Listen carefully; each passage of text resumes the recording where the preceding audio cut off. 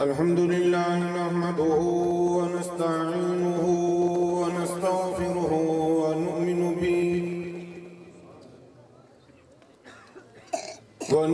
به ونتوكل عليه ونعوذ بالله من شرور أنفسنا ومن سيئات أعمالنا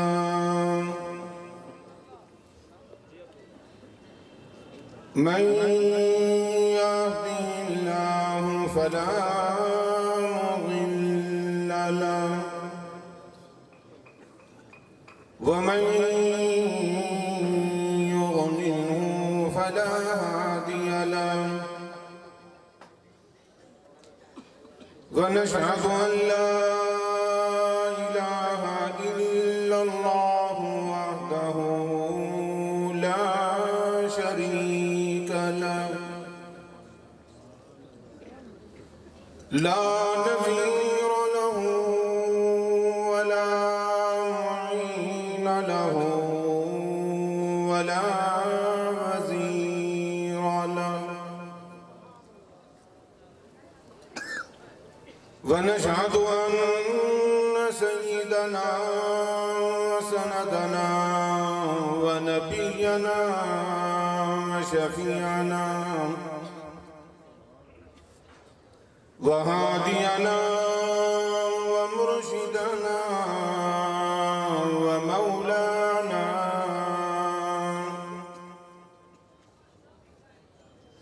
ومولانا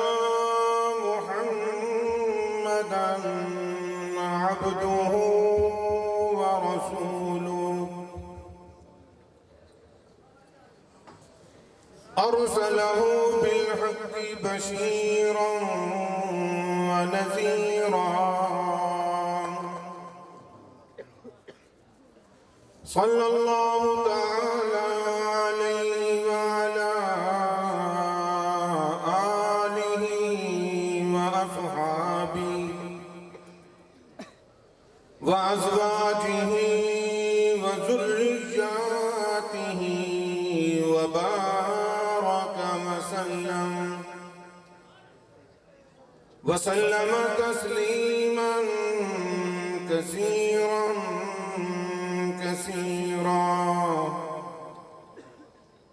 أما بعد فأعوذ بالله السميع العليم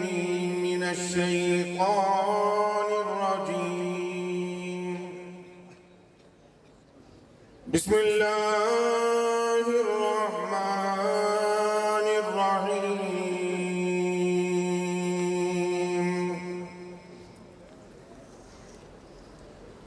إنا نحن نزلنا الذكر وإنا له لحافظون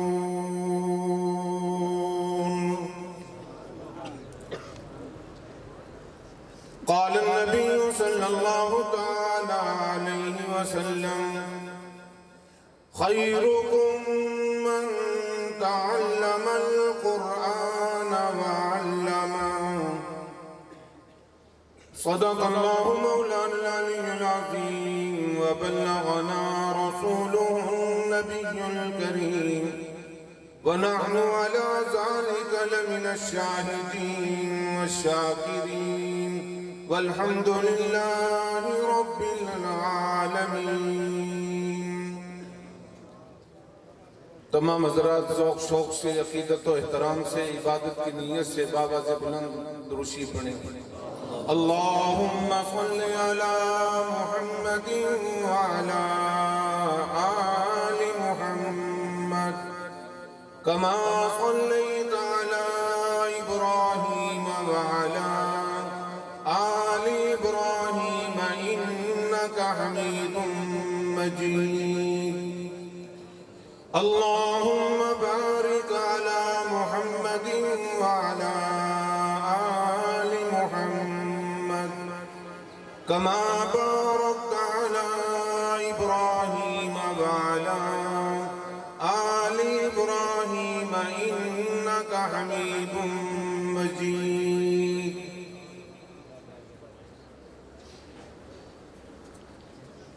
قابل قدر واجب الاحترام حضرات علماء اکرام، معزز حاضرین، بزرگوں، عزیز ساتھیوں، ملک و ملت کی مشہور و معروف دینی درسگاہ جامعہ حنفیہ کنز العلوم کا سالانہ تبلیغی اصلاحی اجتماع ہے۔ بارگاہ عزگی میں دعا ہے پروردگار عالم اپنے فضل و کرم سے مجھ ناچیز کو شرح صدر سے عرض کرنے کی توفیق عطا فرمائے، کہنے سننے کے بعد فریقین کو سمجھنے اور اس پر نیک عمل کی توفیق عطا فرمائے۔ الحمدللہ بہت دل باغ باغ ہوا آپ کے اس سٹیج پر حاضری دے کر۔ اللہ پاک دین کے ان گلشنوں کو ہمیشہ ہمیشہ کے لیے آباد و شاد رکھے۔ محترم المقام حضرت مولانا مغیرہ صاحب دامت برکاتہم جب میں یہاں پنڈال میں داخل ہوا تو قرآن کریم کے فضائل پر گفتگو فرما رہے تھے۔ میں نے بھی اسی کا سہارا لیتے ہوئے کوشش کی ہے کہ اللہ تعالیٰ مجھے بھی قرآن کریم کے بارے میں کچھ عرض کرنے کی توفیق عطا فرمائے۔ ویسے مولانا مغیرہ صاحب سے میری اگرچہ آج پہلی ملاقات ہے، اور وہ بھی سچے ہیں، کیونکہ ابھی فرما رہے تھے نا کہ پہلی مرتبہ ہے۔ میں یقیناً پہلی مرتبہ آپ کے سٹیج پہ حاضر ہوا ہوں، لیکن اس سے پیشتر الحمدللہ متعدد حاضریاں میری آپ کے جامعہ میں ہوئی، اور اس وقت میں ہوئی کہ جس وقت شاید آپ کا میری ملاقات بھی نہیں تھی۔ دیکھیں جی، آپ کی طالب علمی تھی، ہمارا تو روز تھا، اب تو شباب ختم ہو گیا۔ اللہ تعالیٰ ان اداروں کو دن دگنی رات چوگنی ترقی عطا فرمائے۔ یہ قرآن کے ادارے ہیں، اور خوش قسمت ہیں وہ لوگ جن کو اللہ پاک اپنے قرآن کے ساتھ تعلق اور نسبت عطا فرماتے ہیں۔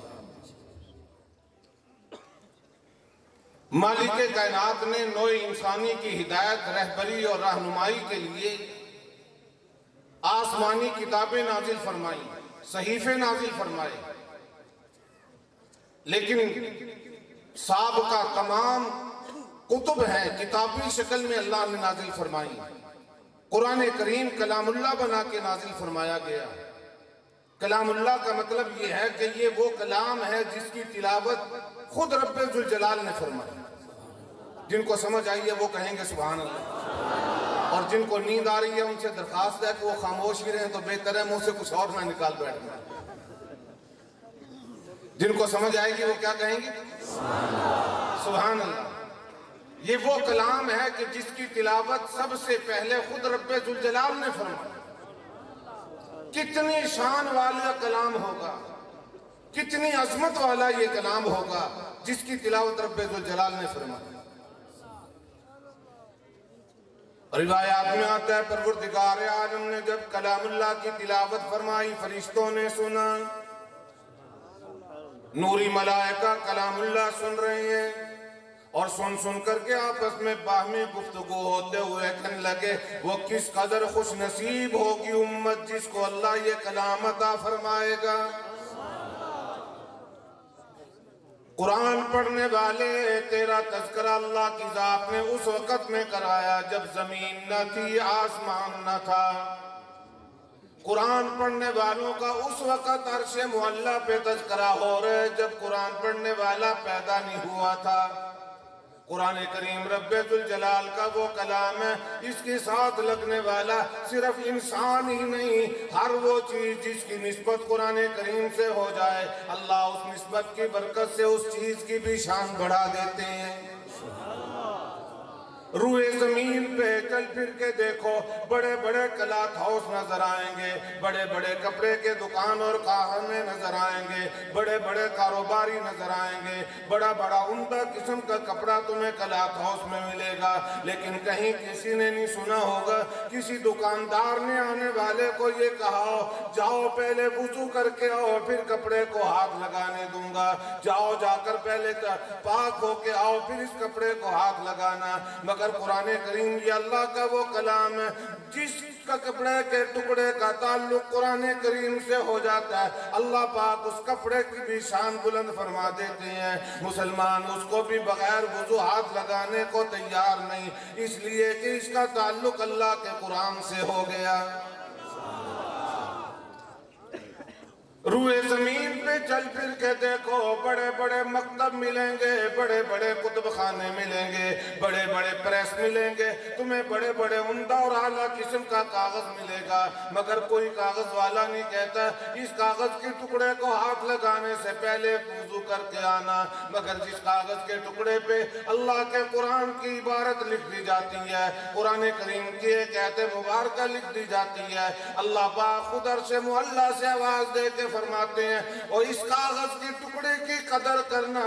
اسے عام کاغذ نہ سمجھنا، میں رب ذوالجلال اس کی عظمت کا اعلان کرتے بتلانا چاہتا ہوں کہ یہ وہ کاغذ ہے لا یمسہ الا المطہرون، خبردار اس کو ناپاکی کے عالم میں ہاتھ لگانے کی اجازت کوئی نہیں۔ قرآن کریم سب سے پہلے رب ذوالجلال نے تلاوت فرمایا، اللہ کی ذات نے قرآن کریم سنا، اور حدیث پاک میں فرمایا مدنی کریم صلی اللہ تعالی علیہ وسلم نے فرمایا قرآن پڑھنے والے کی قدر و منزلت یہ ہے، قرآن پڑھنے والے کی شان اور مقام یہ ہے، جس زبان پہ اللہ کا قرآن آتا ہے ادھر بچہ قرآن پاک کی تلاوت کرتا ہے، ادھر اللہ پاک آسمان پہ فرشتوں کو حکم دیتے ہیں جاؤ جا کر کے زمین پہ اس قرآن پڑھنے والے کے منہ کا بوسہ لے کے آؤ، اس کی زبان کا بوسہ لے کے آؤ، تمہیں کیا معلوم ہے یہ وہ زبان ہے جس پہ میں رحمان کا کلام آ گیا۔ اور اللہ کی شان دیکھو، اللہ نے قرآن بھی پاک عطا فرمایا اور پڑھنے کے لیے انسان کو زبان بھی پاک عطا فرمایا۔ ماں کے رحم میں 9 مہینے قرار پایا، 9 مہینے تک رہا، اللہ نے اس کی زبان کو ناپاک نہیں کیا۔ خرق عادت رب ذوالجلال نے غذا کا انتظام کر دیا، لیکن ماں کے پیٹ میں خون اور کچ لہو اور پیپ کی وجہ سے اللہ نے اس کے زبان کو پاک رکھا کہ یہ زبان اس لیے بنائی ہے کہ زبان تیری ہو کلام میرا ہو، میرا کلام بھی پاک تیری زبان بھی پاک ہے۔ مالک کائنات کی عظمت کے قربان ذرا غور کر، ماں کے شکم میں بچہ ہے، 9 مہینے رہ گیا، ماں کو خبر نہیں، ابا کو خبر نہیں، اللہ کی ذات اپنی قدرت سے سارا نظام پورا فرما رہی ہیں۔ 9 مہینے پورے ہونے کے بعد رب کائنات نے پیدا کر دیا، جہان بدل دیا، دنیا بدل دی، ماں کے پیٹ سے دنیا میں آ گیا، ادھر دنیا میں آنے کے بعد رب کائنات نے نظام قائم فرما دیا، فرمایا ہو میرے بندے میں تیرے منہ کو پاک دیکھنا چاہتا ہوں، میں تیری زبان کو صاف دیکھنا چاہتا ہوں، میں نے تیرے لیے کھانے کا انتظام بھی اپنی قدرت سے کر دیا، تیری اماں کی چھاتی پہ میں نے 2 پستان ایسے لگا دیے جو موسم کے مطابق تجھے غذا مہیا کریں گے۔ اللہ کی ذات چاہے تو پستان میں ایک سوراخ بنا دی، لیکن رب والا کو پتا تھا کہ میرا بندہ ہے، بول نہیں سکتا، کہہ نہیں سکتا، بتلا نہیں سکتا، اللہ نے ماں کے شکم پہ لگائے ہوئے پستان میں چھلنی لگا کے 32 دھاروں کے ذریعے تجھے دودھ عطا کیا۔ نظام خداوندی۔ تھوڑا سا بڑا ہوا، ماں نے دودھ پلانا چھوڑ دیا، 2 دروازے بند ہو گئے، اللہ کی ذات نے فرمایا میرے بندے پیدا جو میں نے کیا میں نے تیرے لیے 4 دروازے کھول دیے، 2 دروازے بند ہوئے 4 کھلے، الہی کیسے؟ فرمایا مشرق میں جا، مغرب میں جا، شمال میں جا، جنوب میں جا، جہاں جائے گا تیرے نصیب کا رزق میں تجھے وہیں پہنچا دوں۔ آج دنیا روزی کمانے کے لیے مارے مارے پھرتی ہے، مجھے مل جائے مجھے مل جائے، لیکن جو نصیب کا اللہ نے جہاں لکھ دیا وہاں سے کوئی کسی کا لقمہ اٹھا نہیں سکتا۔ مولانا مغیرہ صاحب نے، ان کی پوری تنظیم اور پوری جماعت نے کروڑوں کوششیں کی ہوگی کہ سلطان نہ آئے، چائے نہ پیے، پانی نہ پیے، میرے نصیب کا رزق لکھا ہوا تھا، مجھے کون روکے؟ اللہ کی ذات نے جہاں کا دانا پانی لکھ دیا، وہ انسان وہاں جا کے رہے۔ فرمایا میرے بندے میں نے تیرے لیے 4 دروازے کھول دیے۔ کراچی کے لوگ پنجاب میں، پنجاب کے کراچی میں، بلوچستان والے سرحد اور سرحد والے بلوچستان، چاروں طرف پھر رہے ہیں اپنی روزی کمانے کے لیے۔ آیا ایک وقت جب یہ جہان ختم ہو جائے گا، جب تیرا نظام ختم ہو جائے گا، جب تیری روزی کا سلسلہ منقطع ہو جائے گا، رب تعالیٰ فرماتے ہیں میرے بندے میں نے تجھے پھر بھی تنہا نہیں چھوڑا، تیرے مرنے کے بعد میں نے تیرے لیے 8 دروازے کھول دیے، جنت کے 8 دروازے بنائے۔ اعمال کرنا تیرا کام ہے، نیکی کرنا تیرا کام ہے، دین کی تعلیم حاصل کر کے عمل کرنا تیرا کام ہے، دین پہ عمل کر کے زندگی گزارنا تیرا کام ہے۔ تو میرے اور میرے پیغمبر کے احکامات کی بجاوری میں رہ کے زندگی بسر کر لے، زندگی بسر کر میرے کہے میں آ کر کے میں تیرے لیے جنت کے 8 دروازے کھول دوں گا، جدھر سے دل چاہے جنت میں داخل ہو جا۔